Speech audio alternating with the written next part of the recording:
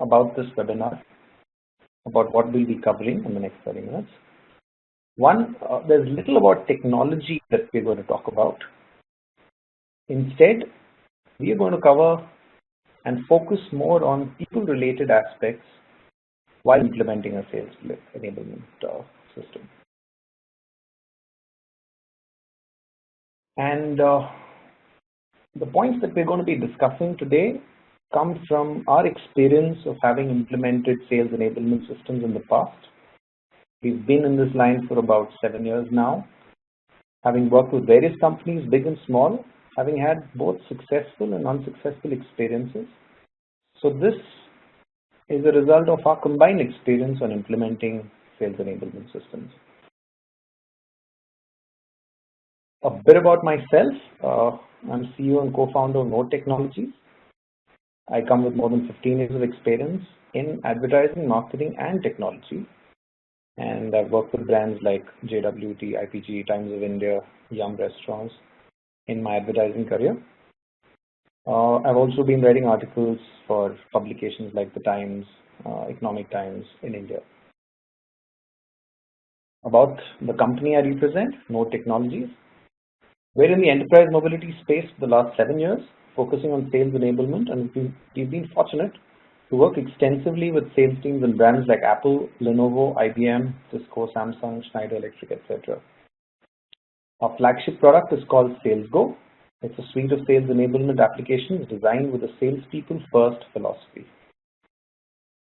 SalesGo was also finalist in the Silicon Business Valley App Awards in 2015. And that's about Node. So what is sales enablement and what's the scope of sales enablement for the purpose of this webinar? I thought I'll just define that before we go forward. So what we're referring to as sales enablement in this webinar is stuff that broadly covers tools and technologies used to help sales teams perform better. Example, a field-based lead management system, or a contact management system, a meeting planner, or a knowledge sharing system. So sales enablement, what we're referring to here is anything that makes a salesperson's life easy and helps him or her sell more of his products, or his or her products. We're not referring to hygiene systems like an attendance management tool, or a conveyance management tool, or a order taking tool. What they're referring to instead are systems that are going to help salespeople do something or improve the way in which they're already doing something, and which expects them to make certain changes in their existing behavior. So a lead management system or a knowledge sharing platform is something that is aiding a salesperson in selling better and forcing him to make certain changes in his behavior. So that's the sales enablement part that we're referring to in the slides that come after this. So the frequently asked question when it comes to sales CRM or sales enablement happens to be, where's the ROI? Upon doing some research online, I found some data on sites like Wikipedia, which again point out to lots of statistics where people have been very critical about sales enablement systems. There was a Gartner report that said more than $2 billion had been spent on software that people weren't using. CSO Insight said less than 40% of the 1,275 participating companies they had interviewed had end user adoption above 90%. So about 60% of companies didn't have usage above 90. Many corporations admitted to using only part of the CRM systems. And in a survey in UK, 4/5 of the senior executives reported that the biggest challenge is getting their staff to use the systems they had installed. So it means that companies spend a hell of a lot of money on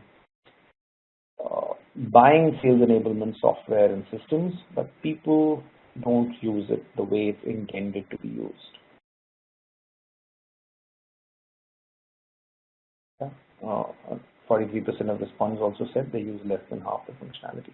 So all this data points out to a very important aspect of sales enablement, which is the human being, which is the most, and a quote from Isaac Asimov, which is the human brain is the most complicated organization of matter that we know. So the human element is and happens to be the biggest challenge when it comes to implementing a sales enablement system. And he's the person, or the sales guy, the human being is the person at the receiving end of any sales enablement system. And this is one person we have to be very careful about whenever we plan on implementing something. This is a factor that one has to take very, very seriously. So we're going to look at some aspects now to get a sharper perspective on how to deal with the challenges when planning and implementing a sales enablement system, considering that the center of it all is a human being who's going to be using the system. So that brings me to the things that we need to watch out for. I'll list them one by one, and I'll try to explain what each one stands for and what are things that we can bear in mind when we are implementing a sales enablement system. So the first point is positioning the system. This is to be thought of when one is beginning to either design the system or planning the implementation of the system. The people behind the sales enablement system need to be very clear about what is the positioning of the system. What do I mean by positioning? I'm going to draw leads from advertising here to see what how positioning is used by companies in advertising and marketing. Positioning is defined as the place a brand occupies in the mind of its target audience, how it is distinguished from products of competitors. It's an organized system for finding a window in the mind. For example, if one thinks of Dettol, the thing that comes to your mind is protection. So one thinks of Lux, it's beauty. If one thinks of Mercedes-Benz, it's automotive engineering excellence. This is because these brands have consciously taken the effort of positioning themselves in the minds of their consumers with a certain attribute, with a certain quality. So as people implementing a sales enablement system, we also need to understand this concept better so that in advance we can plan how exactly we want to position our sales enablement system in the minds of users, in the minds of end users and people around them. So one very important aspect of positioning is to define who is the system targeted at. So who's your target audience? What is the problem or pain point that the sales enablement system is intended to solve? How is this message going to be communicated to the target audience? And most importantly, how does it compare with the other systems in the organization? To go back to an advertising example again, here's an example of Volvo. They define very clearly who are the people they want to sell this. So the target audience is very clearly defined. They're very clear in terms of what the benefit of the brand, what is the problem that they want to address, and in Volvo's case, as you're all aware, it's safety. Strategy that they follow, so how is that communicated? So the emphasis is on safety and performance. And in every ad of Volvo, they also try to distinguish themselves from the competition. So they want to avoid its family car orientation to appeal to a broader range of users. To give you an example of a Volvo ad, since the focus is very clearly on safety, this is how the advertising looks. So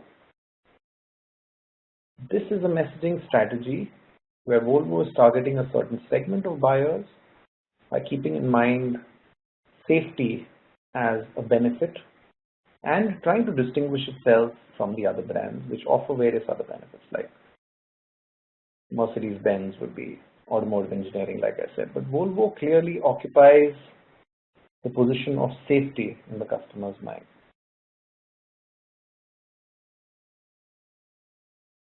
So how does it work with the sales enablement system? We need to be very clear about who is this sales enablement system intended to help.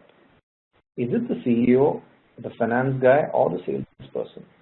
Is it the salesperson on the storefront who's interacting with customers? Or is it the CEO who's looking at his laptop every morning to check what the sales have been, how sales have been trending? So, and any sales enablement system will have multiple users. You'll have people at various levels using it. But it is very important that at the beginning of the project, one very clearly defines who the primary user is going to be. And in this case, in case of sales enablement system, it has to be the person who's on the field, the person who's interacting with the customer on a regular basis, and the system should be positioned around that person. We have to be very clear about what problem we're solving, and this will help us communicate better. So one has to be very clear in terms of what are the various benefits that one is deriving out of implementing a sales enablement system, and try and point out a few key benefits that actually help salespeople who start using the system, and these have to be identified and listed. One needs to plan how the messaging has to be communicated to. Once the benefit is identified, to give you an example, once Volvo has identified that safety is the benefit, then they plan the messaging. Similarly, once you've identified that my sales enablement system means this to a salesperson, this is the benefit that it's going to give, then the communication strategy needs to be planned around that. To give you an example, Black & Decker doesn't sell you a drill, they give you a perfect hole on the wall. What this means is that every benefit that you communicate to the salesperson needs to be explained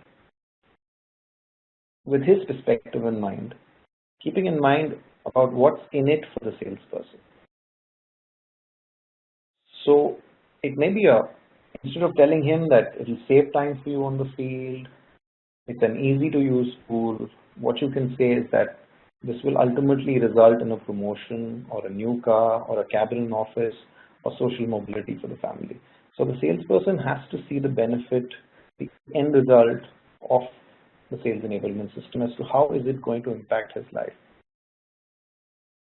And one needs to also plan how this is going to be communicated. Are you just going to send out a tutorial on email with a couple of PDFs which explains the system?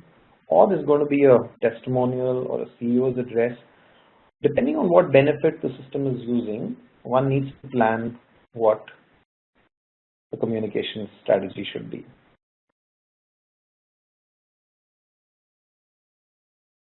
Here's another cue. If a sales enablement system is communicated as something that helps a salesperson benefit, and if this is explained with an example of how he tends to lose if he uses a sales system as opposed to gaining something by using a sales enablement. I'll just give you an example. There's something called loss aversion in psychology, which says that an emotional loss weighs about twice as much compared to a gain. So what it means is that losing $100 will give you more grief compared to the delight of gaining $100.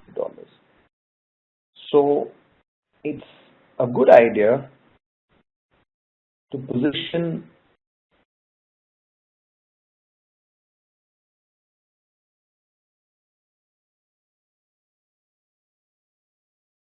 sorry about that.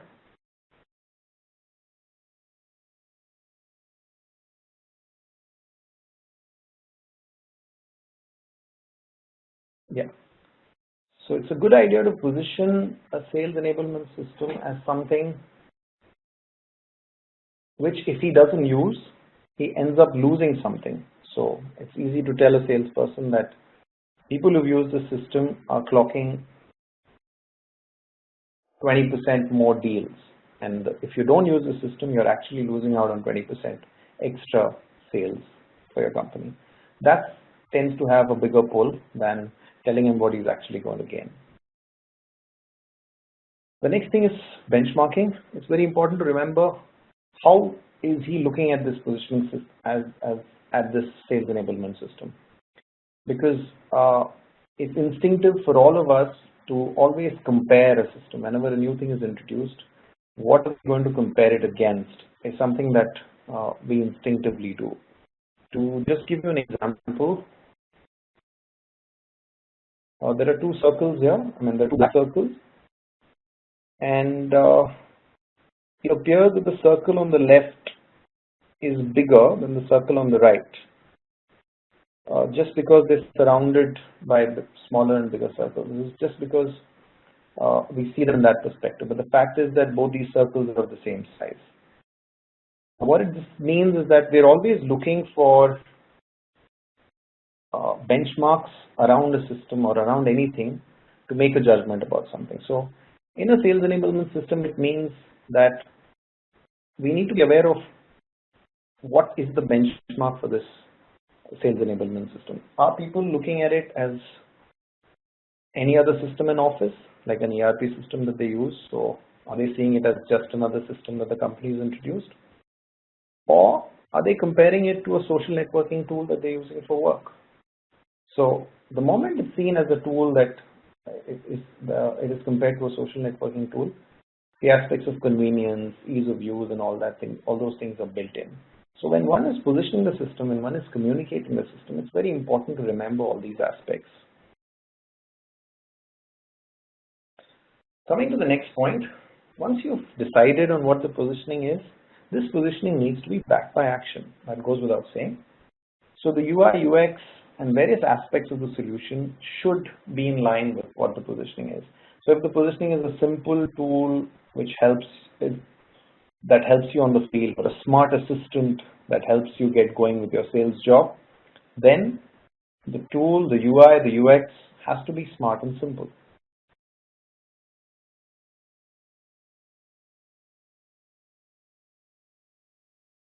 So here again, once if your positioning is clear and if a pilot is being run, we need to show them that the system stays true to the positioning that we've been speaking about. Also, there is a tendency to talk about how cool the technology is, how cool the features are. There are a lot of technologies that give you various features and flexibilities. So there is a temptation to talk more about those features, but one should avoid that and try to stick to what the positioning is. And they have to be in line with what the promise is. So again, if it's positioned as a smart assistant for a sales guy on the field, it can't have a complex UI and graphs for analytics. It can't have complex training manuals either. It needs to be very simple, intuitive, with a few clicks to help a sales guy get on with his job on the field really easily.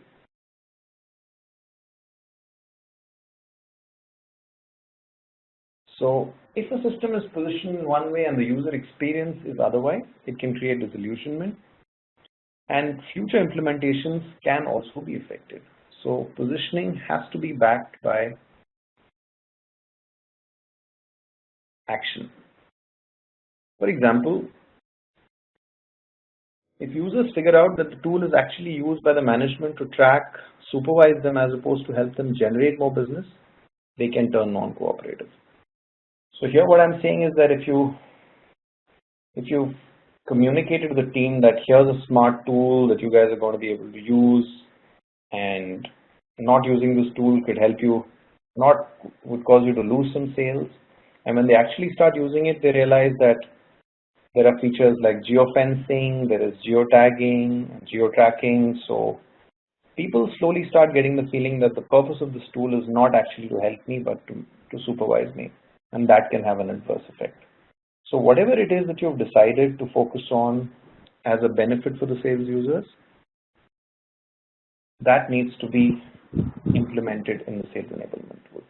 So basically what I'm saying is practice what you preach in positioning. The third aspect, culture and level of customization. Sales enablement systems are going to be implemented across various geographies, and each geography is different. So there are certain cultural aspects in each geography that one needs to be mindful of, I'm not going to go into the details of each one of them, but as experts of sales enablement, it would be advisable to look at each geography and see how they measure on these indices. So there's a power distance index which talks about the hierarchy in that society. Individualism is collectivism, about how independent they are, whether it's masculine values or feminine values in that society that's more prominent, how risk averse they are, and whether it's indulgence versus restraint. To give you an example, like I said, different geographies work differently on these aspects. Some markets which are high on individualism are amenable to a do-it-yourself method. So, and some will require a lot of assistance. To give you an example of this, this is a picture from a shop floor, from a retail floor in India. And here you can see that the number of people on the floor, or the assistants on the floor, are really high. Like they say, India is an assisted economy. If I was to compare this to the US happens to be a market which, a culture that's very high on individualism. The concept of I is very stronger compared to we as in India. And a US market is far more amenable to a system that is a do-it-yourself system, where people can come and configure this sales enablement system on their own. Whereas in India, people require a lot of assistance. So it is very important to just understand where a particular geography falls under these cultural dimensions. The next point is the adoption curve. I'm sure all of you are familiar with this. Any technology, any system that's implemented will have innovators and early adopters, and the early majority and late majority come in later. And as you can see, between the innovators, early adopters, and the early majority, there is a chasm. So what it means is that the moment you implement a sales enablement system, there are going to be people in the company who are going to lap it up very fast. You will see, and you will tend to get really encouraged by the response. But there is a good chance that a couple of weeks down the line, the usage drops, or the usage doesn't pick up the way you expect it to. That is because the nature of people, or the large majority of people who are supposed to use the sales enablement tool, is very different from the early adopters and the innovators. They don't take very easily to technology. So it is very important to ensure that the whole product is ready. So if you want all people in the company to use it, then make sure that all the bugs are eliminated, the complete feature set is ready. Whereas with the innovators and the early adopters, it doesn't matter if the full product is ready or not. But once you want to cover the entire spectrum, better make sure the product is ready. Make sure that people who are going to be skeptical in the early majority are taken into consideration. The product, of course, there's no pricing if it's an internal product. The product needs to be distributed through the right channel. And things like user base needs to be showcased, third-party support, standards of certification, industry analytic endorsements, all these things need to be created around the tool so that there is wider acceptance. So what the curve basically says is that one has to be prepared for an initial jump in the usage rate, and post which that trend may not continue. And that's when you hit a chasm, and that's when you realize that a lot of people will take time to adopt. And that's the time one needs to adopt these tactics to ensure that the usage continues with the rest of the group. The next thing is get them to bite into something small. What this means is that habits take a long time to build. They can't change in a day. So we're trying to change sales habits here. We're trying to change habits of salespeople who've been selling in a certain way. So the best way to get them to do something or change a habit is to get them to work, to bite into something small. So don't expect them to adopt the tool completely with all the bells and whistles. They will take time. So they have to be conditioned to using a system and considering where bring out a habit change, one needs to plan usage progressively, one step at a time. The next thing is watch out for early signs. First impressions are very important. So the moment any system is implemented, and if there are bugs and if there are lots of issues, people tend to talk about it. And negative impressions can get created there, and they could get amplified as time goes. So it is very important for you to watch out for what those early signals from the sales team are when they start using it. Big systems where the company invests millions of dollars can actually fail because of some people who start spreading a negative word of mouth about the system. And not to mention, a lot of large organizations also have issues like interdepartment rivalry and bureaucracy that may further compound issues.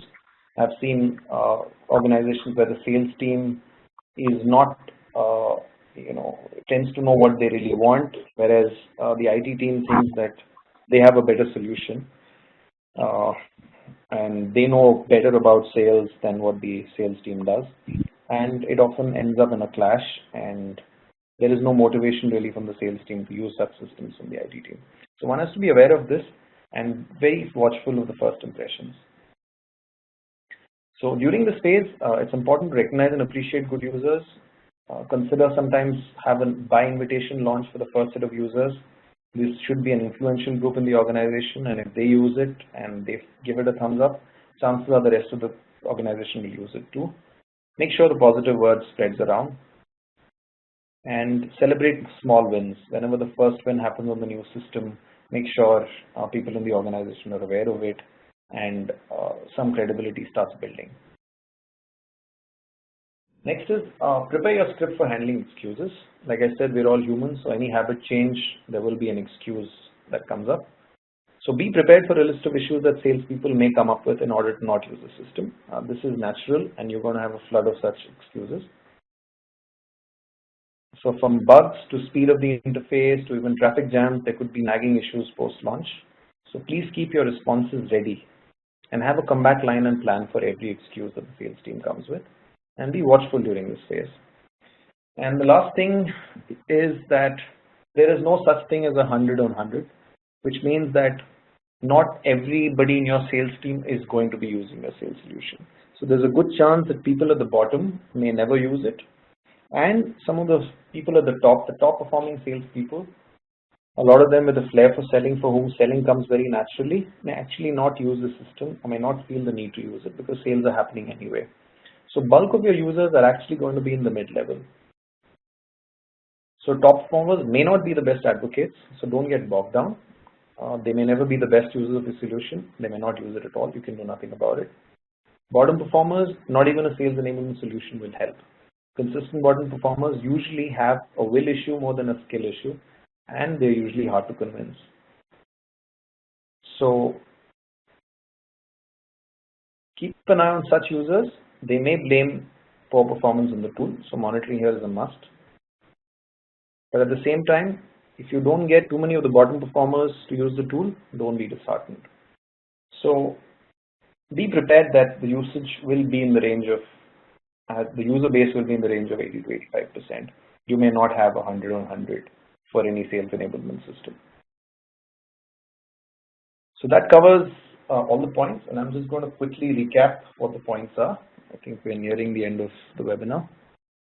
So positioning the system, be clear on what is the benefit, who is it targeted to, and what is your messaging strategy, and what is the benchmark. Make sure that this positioning is backed by the action. So if the positioning is in a certain way, the UI, UX, and every touch point of the sales enablement system should be in line with that positioning. Be mindful of the culture where you're operating and plan your level of customization and support accordingly. A system may need more support in a geography like India as compared to that of the US. Be mindful of the adoption curve. Don't get too excited if the first week you see a lot of users. Be aware of the fact that this usage rate may drop as you go forward, and be watchful of that chasm. Get people to bite into something small. Don't expect them to adopt a system in completion. They're going to be doing in parts. We're all human beings. We're used to habits, and habits take time to change, and the best way to do it is one step at a time in small portions. Watch out for early signs. The early signs can be very, very crucial. If at all a first impression is bad, if there's negative word of mouth, we run the risk of hurting the credibility of the entire project. And during this phase, prepare your script for handling excuses, because they are going to be coming your way. And finally, there's no such thing as 100 on 100. This is a reality one has to accept. And one would be very, very lucky that if you get 100% usage by where people use all features of the sales enablement system, and 100% of the people actually use that. So that covers certain important aspects that we have come across in our experience with clients. I hope that was useful. Just to talk a bit about OSET, it's a platform for enablement solution for sales and marketing teams. And if you want a free trial, you can always write to us. And you also have my email ID here. So if there are any questions about the topics that I just covered that you'd like to know more about, or if there's any clarification that you require, feel free to write to me on that. Thank you very much. I appreciate your time, and thanks for participating.